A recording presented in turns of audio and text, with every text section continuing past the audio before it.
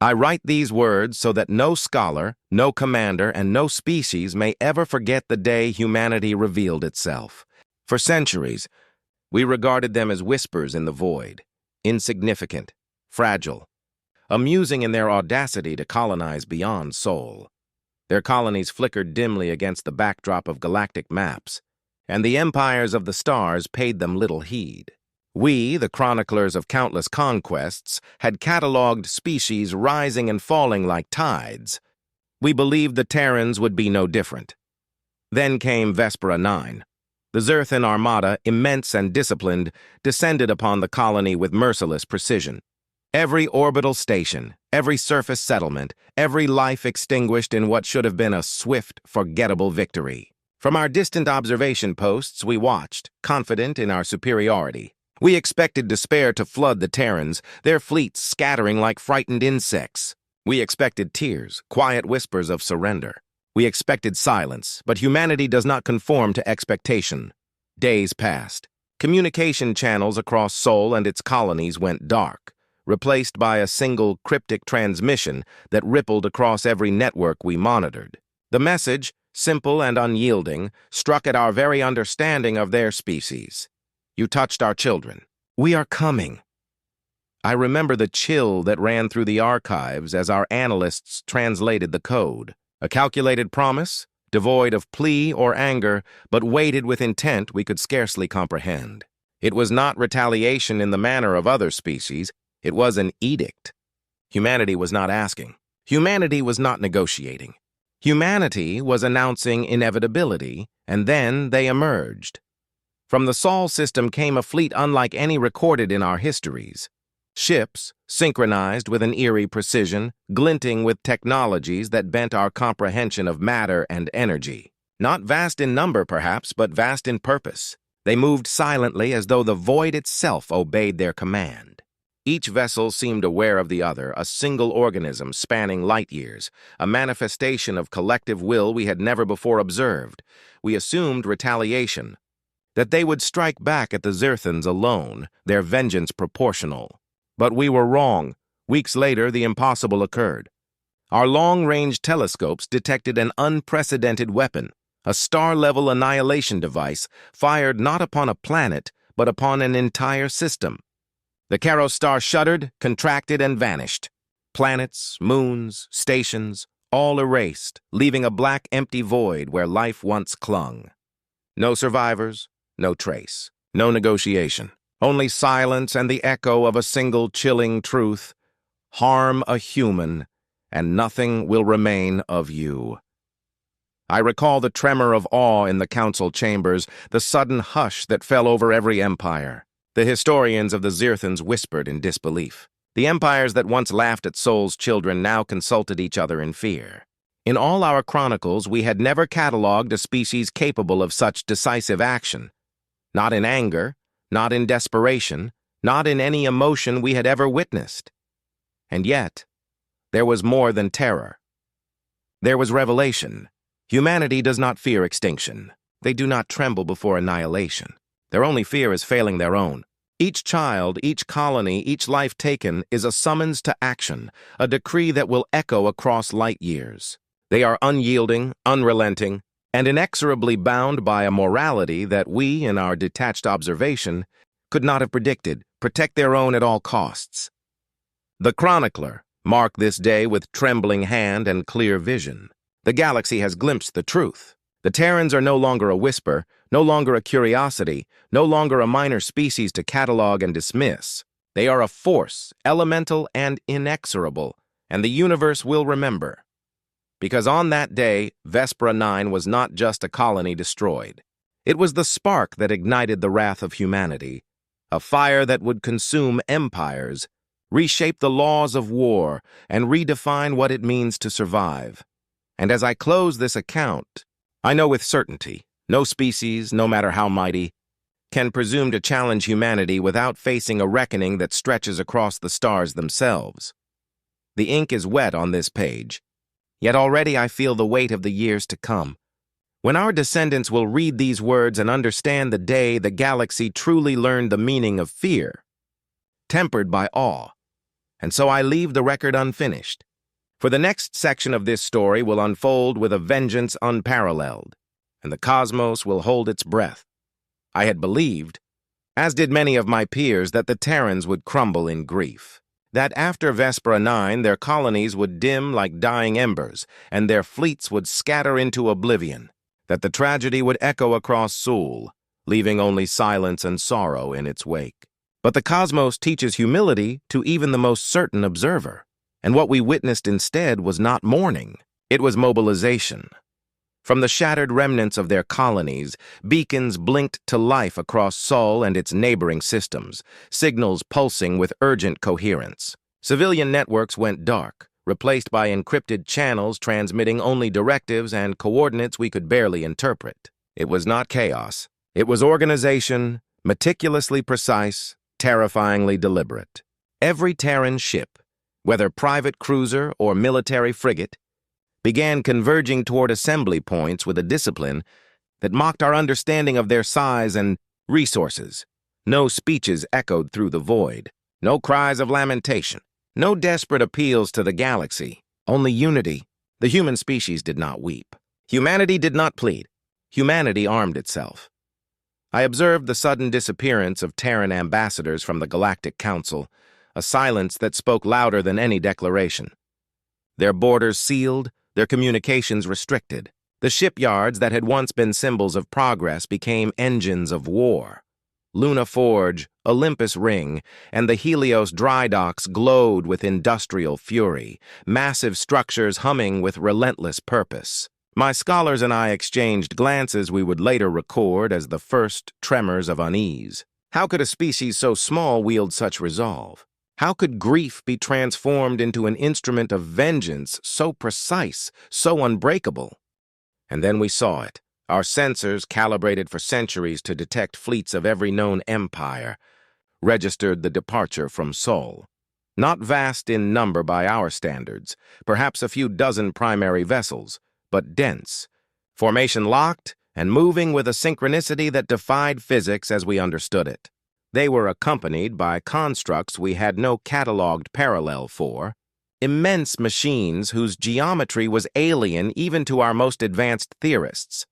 When our analysts decoded the fleet designation, a chill passed through every command hub in the quadrant. Titan Group, Vespera Retaliation Protocol. The name itself carried weight, but it was the implication that paralyzed us. This was no counterattack, no localized vengeance. This was a judgment march, a manifestation of human wrath and intent. Every observation confirmed it. The fleet moved not for reconnaissance, not for negotiation, not for territorial gain. Humanity was coming, and they bore instruments designed not merely for combat, but for extinction. I remember the first message from our long-range observers. Unknown constructs maintaining formation at Sol exit vector. Propulsion signature indicates coordinated hyperspace projection. Tactical threat unprecedented. We cataloged the data, yet comprehension lagged behind observation. We were accustomed to war, accustomed to strategy, accustomed to victory. But the humans were something else entirely. They were the embodiment of resolve, and in that, they rendered centuries of our tactical doctrine irrelevant. The Terran fleet glided silently into the void, a procession of inevitability.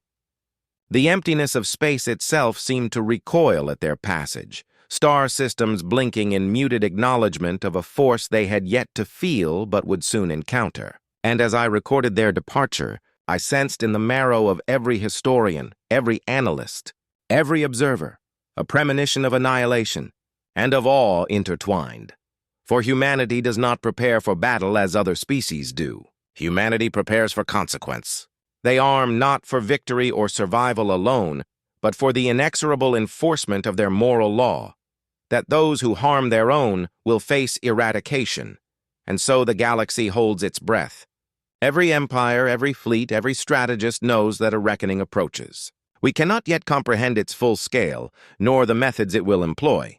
We only know its name, Titan Group, and we know its purpose, to deliver absolute justice in the form of extinction. I close this entry with a trembling hand, aware that the chronicles of history are being rewritten even as the ink dries. The Terrans are no longer a species to observe. They are a force, a moral certainty clothed in steel and fire, moving inexorably toward those who would dare defy them. And as the stars themselves seem to dim before the advancing fleet, I realize, with the clarity that only hindsight can afford, that we are not witnessing a battle. We are witnessing the awakening of a judgment the galaxy has never known. The first clash is yet to come, and the universe itself waits in suspended horror for what will follow. Our admirals laughed. I remember it vividly. The booming voices echoing through the council halls, the casual dismissal of Sol's children as if they were no more than a curiosity in the grand tapestry of the galaxy. The Xyrthan High Command had conquered hundreds of rebellions, had crushed species that once believed themselves invincible. Surely they would laugh at this small fleet of Terrans, scattered across the void, fragile and untested, but their laughter was short-lived. Titan Group approached the Caro system with a precision that silenced even the most seasoned commanders. They sent no scouts. They broadcast no demands. They initiated no parley. Instead, the humans executed a plan so flawless, so terrifyingly efficient that the very sensors tracking them seemed to hesitate, as though space itself recoiled in recognition of their methodical advance. The first wave descended upon the system's infrastructure like shadows given purpose. Relays, long-range sensors, escape corridors, all neutralized within moments. Systems that had assumed the Terrans would falter were suddenly blind, deaf, and incapable of response. The second wave followed immediately. Orbital shipyards shattered into fragments, command nodes disintegrated under precision strikes. Not a single Terran vessel faltered. Not one broke formation. They moved as though the fleet itself were a single consciousness, silent, coordinated, merciless, and then the weapon appeared. Its name, as the humans themselves recorded it, was simple: Sol's answer. Yet the magnitude of that simplicity belied the horror it would deliver. A colossal, star-forged spear of contained singularity energy, engineered with physics we had once deemed impossible, stood ready. The calculations of our brightest scholars failed to predict the trajectory, the scale, the inevitability. It was not a weapon for victory. It was a weapon for judgment. They fired. The Caro star imploded with a brilliance that no telescope could endure. Planets, moons, stations, colonies, all were erased in an instant, leaving only a void that seared itself into the memory of the galaxy. There was no wreckage, no survivors, no plea, no surrender. Space itself seemed to shiver in disbelief. And then came the message, broadcast across every channel, every network, every system that had eyes to observe, for Vespera 9. At that moment, comprehension dawned across the empires. Humanity was not fighting for victory. Humanity was not seeking territory. Humanity was delivering balance. The Terrans had transformed grief into cosmic justice. A species that had been dismissed, underestimated, mocked, now demonstrated an unflinching doctrine: harm their children, and we will erase your bloodline, your history, your very sky. Even the most seasoned Xyrthan generals grew pale. Their fleets, once confident in strategy and overwhelming numbers, now hesitated, unsure of how to counter a species that did not respond to fear, diplomacy, or deterrence. It was as if the Terrans had rewritten the rules of warfare, creating new paradigms that no archive had yet described. And yet, Karos was only the beginning. Beyond the imploded system, Titan Group continued its methodical advance. Reports filtered in from observers, humans moving with disciplined inevitability, scanning for the next target, striking with instruments of devastation that left no margin for error. No victory was sought, only consequence. No war was waged, only rectitude. I, the chronicler, watched from afar as the galaxy trembled. We had catalogued the rise and fall of countless civilizations, yet nothing had prepared us for this, a species that would deliver judgment with the precision of the cosmos itself. Humanity had declared that the universe would remember, and it had chosen a message far louder than any cannon: obliteration. The records from Karos remain incomplete. Sensor data was lost, corrupted, as if the void itself had attempted to erase the evidence of this act. But the message persisted, transmitted to every corner of known space, a single truth that could not be ignored. The humans are coming. Their wrath is inevitable, their judgment impartial, their will inexorable. And as I pen these words, the next systems await. The galaxy holds its breath. The empires prepare futilely, and I feel the weight of what will follow, the awakening of a species whose moral calculus renders all others insignificant. Kairos has fallen, but humanity marches onward. The universe waits for the next strike. Panic spread faster than any fleet in recorded history. Across the spiral arms, entire empires froze, their admirals hesitating mid-decision, their bureaucrats unable to issue orders. Treaties, once etched in law and bound by centuries of negotiation, were rewritten overnight. Enemies who had fought for centuries, tearing worlds from each other, spoke suddenly of peace, their voices trembling as if fear itself had become contagious. For the first time in millennia, the Galactic Council Chamber, usually a place of constant debate, bluster, and hubris, fell into silence. The delegates, representatives of empires that had spanned light years and consumed countless civilizations, sat paralyzed by one unthinkable question: how do we stop them? No answer came. There was only the echo of disbelief. The humans had moved beyond our understanding, and even our most advanced analysts could not predict their next step. Scouts reported with urgency. Humanity had not slowed. Titan Group expanded. New Titans were under construction. Weapons, star-forged and unimaginable, multiplied across Sol's orbital yards. Fleets amassed, yet they were not growing chaotic. Not for numbers, not for glory. They were accelerating with a purpose we could not comprehend, and it was not their technology that terrified us most. It was their resolve. Humans were united. Truly, absolutely united. Across billions, there was no factionalism, no political divide, no hesitation, no debate. Every voice, every mind, every hand contributed to a singular will: never again. They did not argue. They did not second-guess. They acted as one organism, guided by a moral code that even the most disciplined empires could not fathom. As a chronicler of countless conquests, wars, and collapses, I felt something primal ripple through my bones: fear, awe, and something I can only describe as recognition. We have cataloged species who build empires for territory, for resources, for vanity. But humans? They expanded for memory.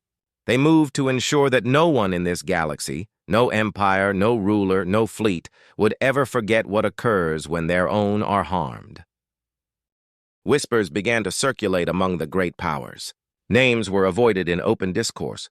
Yet in hushed councils, the phrase grew louder, darker, repeated with trembling lips: the species of vengeance. A title forged not by arrogance or conquest, but by a combination of grief, morality, and unstoppable will. The galaxy realized, with collective dread, that humanity's war had only just begun. What had seemed like a single act of retribution. Vespera 9 was only the opening move in a campaign that would reshape every system it touched. Observation. Posts reported fleets moving with uncanny coordination. Titans glinting against distant stars, industrial complexes churning relentlessly. And yet, through all this, there was no hint of chaos, no hint of personal ambition, no indulgence in glory. Humanity was methodical, patient, and terrifyingly deliberate. I documented these movements in detail, knowing that generations of scholars would read these accounts with disbelief. Every action, every fleet maneuver, every strike was a testament not to conquest, but to memory enforced by consequence. And the galaxy, for the first time, understood the truth that would haunt all futures. To harm one human is to awaken the wrath of billions. To underestimate them is to invite annihilation. To face them unprepared is to die. And yet, even as I wrote this, the humans pressed onward. Titan Group surged deeper into interstellar space, targeting nothing less than the systems that had once dismissed them, mocked them, destroyed their kin. Every sensor transmission from Sol carried the same inevitability. Humanity would not falter, would not stop, would not negotiate. The universe itself seemed to hold its breath, awaiting the next strike. And somewhere across the great void, every empire felt the first tremor of dread, a vibration more profound than any artillery salvo. The galaxy had learned a new truth, ancient yet unprecedented. Some vengeance cannot be mitigated, bargained, or reasoned with. Humanity was coming. And they carried with them a certainty that no empire had ever faced. The species of vengeance had awakened, and the story of their reckoning had only begun. In a galaxy long accustomed to rivalry, sudden unity is a rare and unnatural thing, yet that is exactly what unfolded as Terran forces advanced beyond the Kairos system. Empires that had torn each other apart for centuries, whose histories were written in blood and betrayal, now sought each other out in desperate conference. They whispered in sealed chambers, signed pacts in trembling haste, and begged for mutual defense against a force they barely understood but already feared. Fleets that had never shared the void now flew side by side, their formations awkward yet determined. Starships of diverse design, calibers, and allegiance synchronized their movements as best they could, creating the largest armada the galaxy had ever seen. It was a spectacle of desperation, an interstellar attempt at salvation that would have been impressive if not so futile. We chroniclers observed the alliance forming and recorded it meticulously. But deep down, every strategist and historian knew the truth. It was not the humans' weapons that terrified us. Their fleets, their titans, their singularity weapons, these could theoretically be countered. But humanity's will? Humanity's will was absolute. It was indivisible. It was a force that no alliance, no matter how large, could hope to resist. Their morality was simple and terrifying. Touch one human, and we will end you. And so, with fear outweighing hope, the great powers gathered their armadas at the Helian expanse. Millions of ships formed a wall of steel and fire stretching across the stars, spanning entire sectors. Superstructures glowed with energy shields, weapons primed, and defensive grids pulsating with calculated anticipation. The galaxy held its breath, believing this wall could halt the Terran advance, believing they might force the humans into a confrontation of attrition. Then came the humans. Titan group approached with the same eerie precision we had observed at Kairos. They moved like a single organism, vessels silent and formation-locked, with colossal constructs in tow, designs that defied comprehension. The Allied fleets prepared, holding their collective breath, waiting for the inevitable engagement. But the Terrans did not attack the wall. They passed it. Without firing a shot, without engaging sensors, without heed for defensive formations, the humans moved around the greatest armada ever assembled. Their trajectory was deliberate, methodical, and terrifyingly precise. They did not care for fleets, for battles, or for attrition. Humanity was not fighting a war in any conventional sense. What they were doing was delivering a verdict. Observing this, I recorded with growing unease that every fleet, every admiral, every empire now understood the magnitude of what they faced. These were not conquerors seeking territory, not soldiers seeking fame, not invaders seeking resources. They were arbiters of consequence, enforcers of a singular moral law writ across the stars. In whispered corridors and command hubs, the phrase spread like a contagion. Humanity does not negotiate. Humanity does not bargain. Humanity does not falter. They act as one, with a clarity of purpose that shatters all expectation. The Helion expanse, once intended as a bastion against Terran wrath, became a monument to futility. The wall of metal and fire, the greatest military concentration in recorded history, had no bearing on the humans' advance. It was irrelevant. It was theater, a futile gesture before the inevitability that moved like a tide across the void. I, the chronicler, noted the unease rippling through the galaxy. Strategists argued, debated, and recalculated, yet every calculation collapsed beneath a single, inescapable truth. The humans cannot be stopped, not by numbers, not by firepower, not by cunning. Their unity is unbreakable. Their vengeance is absolute. As Titan Group advanced past the Armada, the galaxy realized the horror and clarity simultaneously. Humanity is not here to fight a war. Humanity is here to deliver judgment, And all who witness it will record the certainty that, once a human's own are harmed, no measure, no wall, no alliance can prevent the consequences. And yet, even as the Terrans sailed unchallenged past the Helian expanse, I could feel the tremor of what was coming.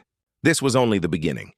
The verdict was unfolding, the sentence moving inexorably through the stars, and the galaxy could do nothing but watch and record. For the first time in eons, we chroniclers understood the meaning of fear tempered by awe. Humanity was here, their will unbreakable, their vengeance unstoppable, and the universe had only begun to reckon with what that truly meant. The Armada remained, paralyzed, a testament to desperation. And somewhere beyond their sight, the humans pressed onward, silent, unyielding, carrying with them the certainty that touch one, and all will fall. The galaxy trembled, and yet the verdict had only just begun. The Titans moved, not as individual vessels, not as fleets with names and banners, but as manifestations of an iron will that spanned light years. Colossal super-dreadnoughts, each the size of small moons, glided through the void with terrifying purpose. Where they passed, solar outputs faltered, stars shuddering as if recognizing a force beyond reckoning.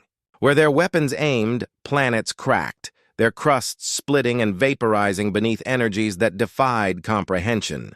Yet the captains of these vessels did not speak to enemies. Their soldiers did not gloat.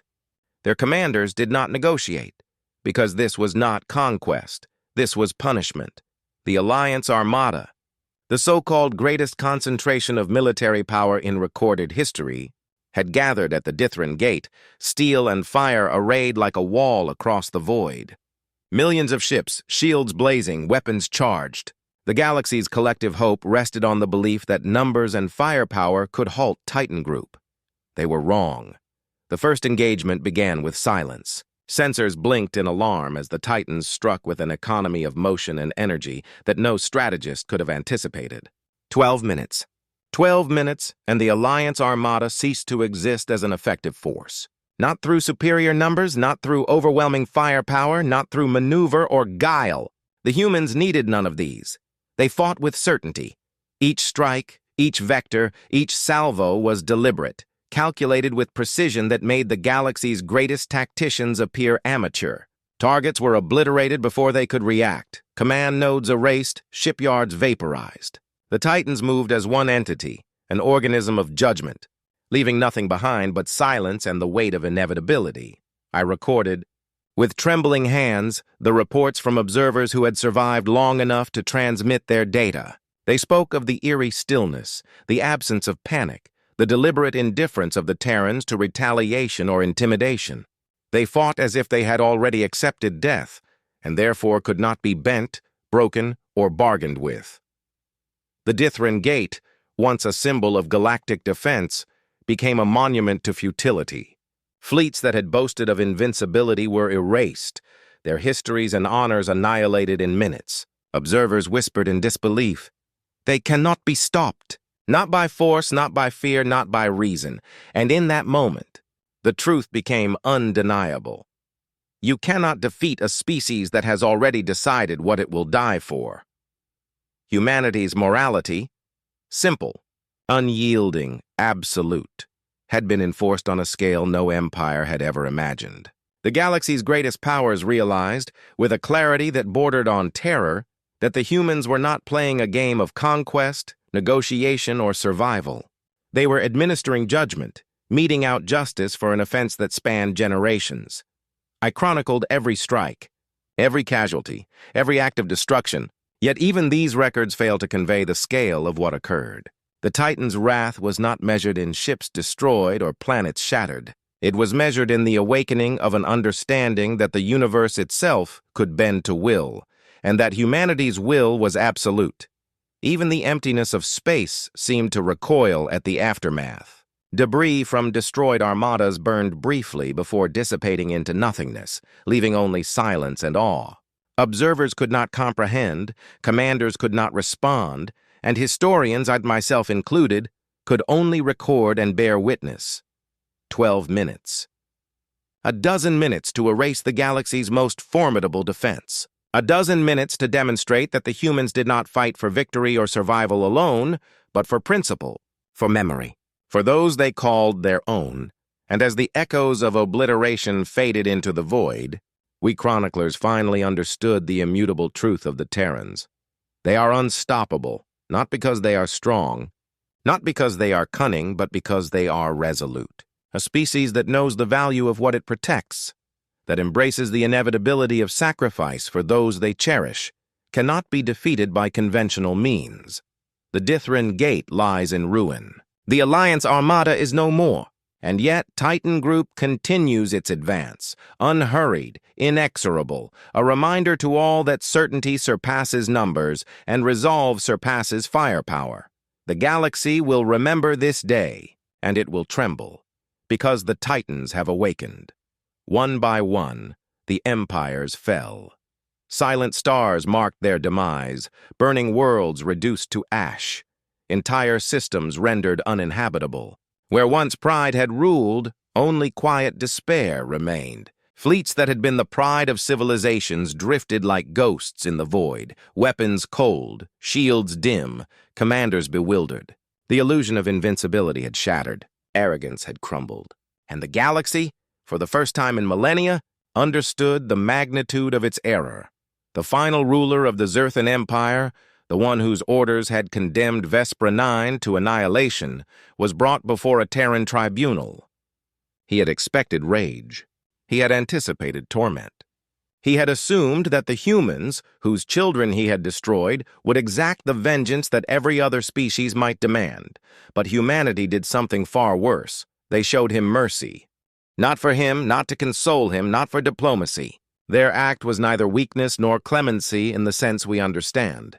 It was a statement, a living testimony to the principle that guided every strike, every fleet, every Titan. They are the consequence, not the monsters. Their will does not bend to malice.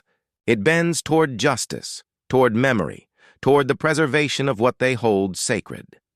The Emperor knelt, not broken, but compelled. His surrender was a witness to a new moral order in the galaxy. And in that moment, the war ended.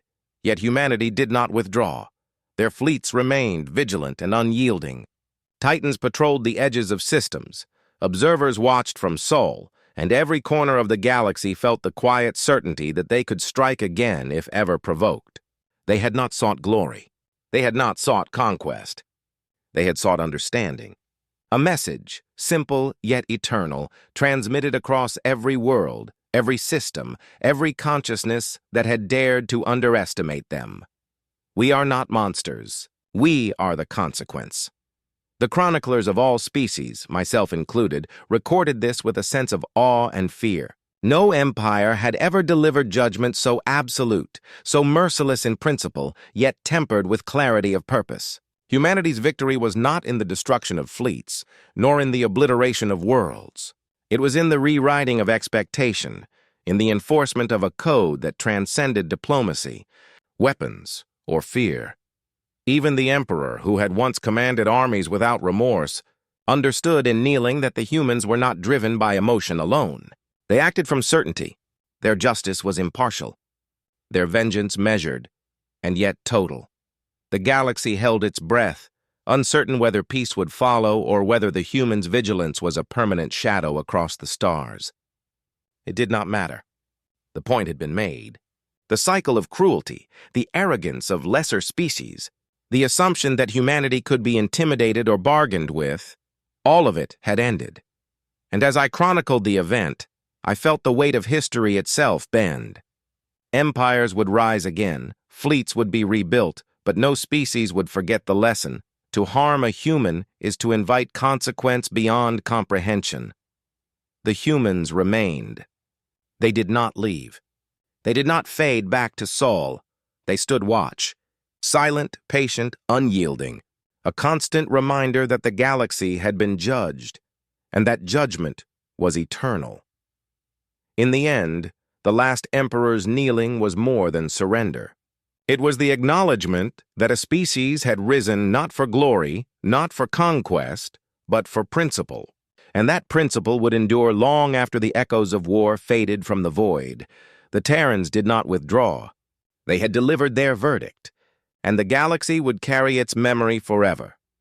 When the fires dimmed, when the smoke of shattered worlds drifted into the void and the echoes of war faded into silence, humanity spoke. Not in proclamations of conquest, not in threats, not in boastful triumphs. They spoke only once. And the words resonated across the galaxy with the weight of finality. No one will harm our children again.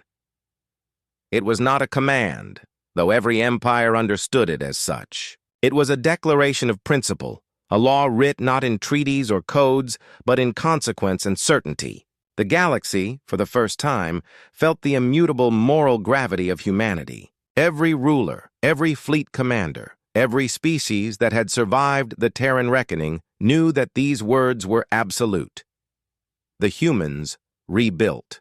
Colonies that had been damaged or abandoned were restored. Systems that had once been theaters of tragedy received careful attention. The scars softened where possible, life encouraged to return. Yet some worlds remained untouched, ruins, memorials of consequence, monuments to the cost of underestimating the Terrans. The dead were not forgotten, and the living were reminded that remembrance was part of justice. Every generation, every species, every ruler would understand what it meant to awaken human wrath. Humanity did not demand worship. They did not seek tribute. They did not claim dominion over those who had survived. Their victory was not for glory, but for principle. They asked only for one thing: respect. And the galaxy, humbled and awed, gave it. The archives of the empires recorded the new order. Fleets no longer assumed that numbers guaranteed safety. Councils deliberated with caution, knowing that actions carried consequences beyond their calculations. Historians, strategists, and chroniclers alike noted that humanity had not rewritten borders, nor claimed territories, nor destroyed civilizations for pleasure. They had rewritten expectation, reshaped morality, and enforced a law that could not be broken by cunning, wealth, or force. Systems once ablaze with conflict now bore the quiet assurance of peace, enforced by certainty. Memorials stood as silent witnesses, the void echoing the principle that no child of humanity would be harmed again without reckoning. The galaxy learned that the power of will, tempered with justice, could surpass the might of fleets and the reach of empires. I, the chronicler, write this with awe, tempered by the solemnity of history. Humanity has shown that true strength lies not in domination, but in unwavering resolve, that the cost of transgression is absolute yet measured, that vengeance can coexist with mercy, and consequence can be tempered with restraint. From that day onward, every species, every empire, every ruler recognized the new law of the stars. The Terrans remained vigilant, their fleets patrolling quietly, their titans poised as reminders rather than weapons. They had endured tragedy, wielded judgment, and demonstrated that the universe itself must respect principle above all. And so, the galaxy learned humility. It learned caution. It learned that the children of humanity were sacred, and that their defenders were unyielding. Humanity had not conquered the stars for glory or wealth. They had imposed a law of consequence, eternal and unbroken. From that day onward, they had it, respect. And in the silence that followed, the stars themselves seemed to acknowledge it, shining with the quiet understanding that a new order had been established, one written not in ink nor in treaties, but in the immutable principle that would govern all who gazed at human worlds. No one will harm our children again. The law of the stars had changed, and humanity would watch over it forever.